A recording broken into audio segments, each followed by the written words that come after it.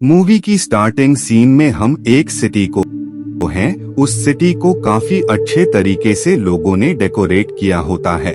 लोगों ने अपने घर के बाहर पंपकिन्स लगाए हुए होते हैं और साथ ही उन्होंने अपने घर को भी काफी अच्छे से डेकोरेट किया होता है, क्योंकि जल्द ही एक फेस्टिवल आने वाला होता है जिसका नाम होता है हैलोवीन। इधर हम एक लड़की को देखते हैं जिसका नाम सारा होता है। सारा एक यूनिवर्सिटी में एडमिशन के लिए अप्लाई कर रही होती है, क्योंकि वो किसी भी तरह से उस यूनिवर्सिटी में एडमिशन लेना चाहती थी।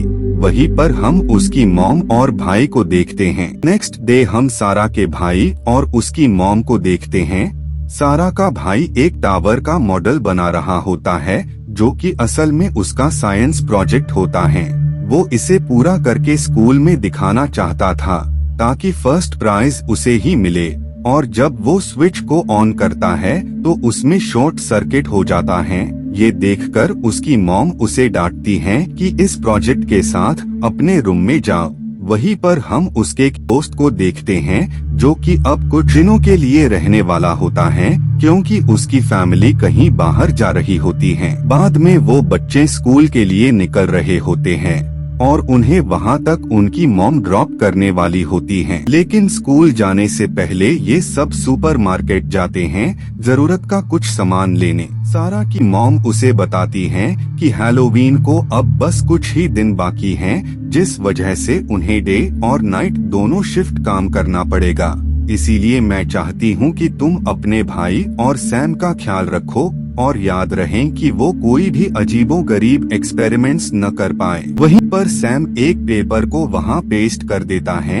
उसमें ये होता है कि अगर आपको अपने घर का कचरा साफ करवाना है तो हमें कांटेक्ट करें। बेसिकली इन लोगों ने ऐसा इसीलिए किया होता है ताकि ये कुछ पैसे कमा पाए। बाद में हम सारा के भाई और सैम को देखते हैं जो कि हैलोवीन की तैयारियां कर रहे होते हैं। तभी उन्हें किसी का कॉल आता है और वो उनसे कहता है कि मुझे अपने घर का जंक साफ करवाना है।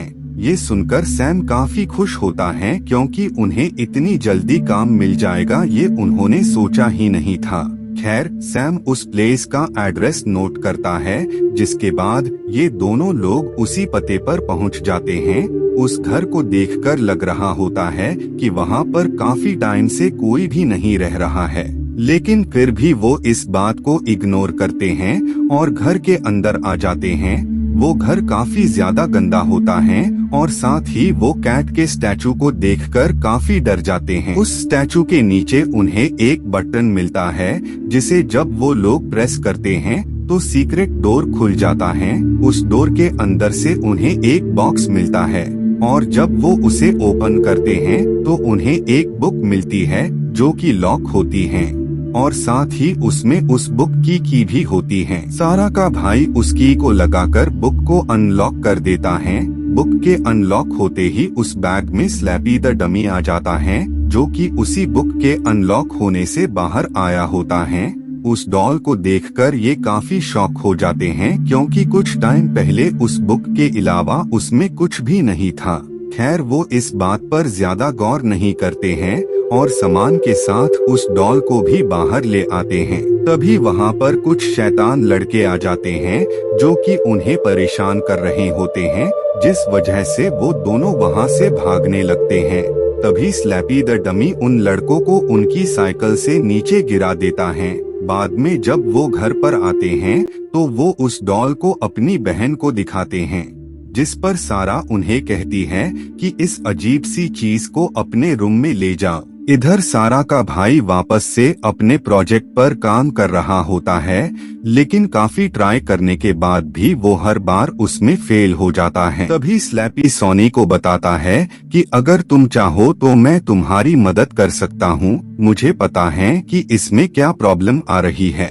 उस डमी को बोलता हुआ देखकर ये दोनों के दोनों काफी ज्यादा डर जाते हैं। स्लैपी उन्हें बताता है कि वो उन दोनों को कोई भी नुकसान नहीं पहुंचाएगा, वो बस उनका दोस्त बनकर रहना चाहता है। लेकिन सैम और सारा के भाई को अभी भी उसकी बात पर यकीन नहीं होता है, जिस वजह से वो उन दोनों का होमवर्क भी पूरा कर देता है।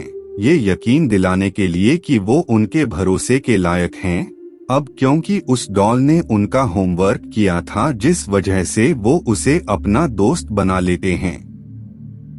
उसी रात स्लैपी सारा के भाई के प्रोजेक्ट पर कुछ चेंजेस करने लगता है, जिसके बाद वो सारा के बैग में छिप जाता है। नेक्स्ट डे जब सारा कॉलेज जाती है तो उसे अपने बैग में वही डॉल नजर आती है जो कि उसके भाई की होती है। सारा इस बात पर ज्यादा गौर नहीं करती है क्योंकि उसे लग रहा होता है कि ये शरारत उसके भाई की ही होगी। वहीं पर हम एक बच्चे को देखते हैं जो कि हैलोवीन की तैयारियां कर रहा होता है। तभी वहां वो डॉल आ जाती हैं जो कि उसे स्टेयर्स से नीचे गिरा देती हैं, जिस वजह से उसे काफी चोट आती है। इसीलिए उसे हॉस्पिटल ले जाया जा रहा होता है। वो सभी को बता रहा होता है कि कॉलेज में एक बोलने वाली वुडेन डॉल है, उसी ने मुझ पर अटैक किया है, जिस वजह से ही मेरी हालत ऐसी हुई है। जब सारा को इस बारे में पता लगता है तो वो भागकर अपने लॉकर के पास जाती है, लेकिन वहाँ पर उसे वो डॉल नहीं मिलती है जो कि उसने वहीं पर रखी होती है। इधर स्कूल में हम सारा के भाई को देखते हैं जो कि बाकी बच्चों को प्रोजेक्ट दिखा रहा होता है। तभी उस टावर में काफी ज्यादा इलेक्ट्रिसिटी प्रोड्यूस होने लगती है, जिस वजह से वहां आग लग जाती है। बाद में जब सारा का भाई सैम और सारा घर आते हैं तो उन्हें अपनी मॉम के पास वही डॉल नजर आती है। बाद में जब सारा की मॉम को टीचर से पता लगता है कि सारा के भाई के प्रोजेक्ट की वजह से पूरे स्कूल में आग लग गई, तो वो इस बात से उस पर नाराज होकर उसे काफी डांटती हैं और वो उन तीनों को रूम में जाने का कहती हैं।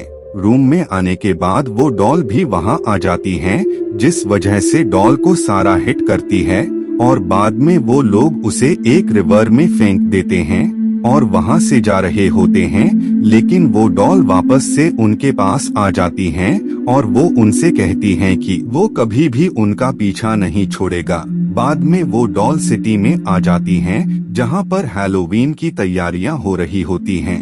वो डॉल एक सुपरमार्केट में जाती हैं और वहां की जितने भी सामान होते हैं, जितने भी स्टैचू होते हैं, उन सभी को जिंदा कर देती है। जब उस डॉल को वहां का ओनर देखता है तो वो उसके पास आता है, लेकिन स्लैपी अपने मैजिक से उसे भी एक मॉन्स्टर में तब्दील कर देता है, जिसके बाद वो उन सब लोगों से सिटी को तबाह करने का कहता है।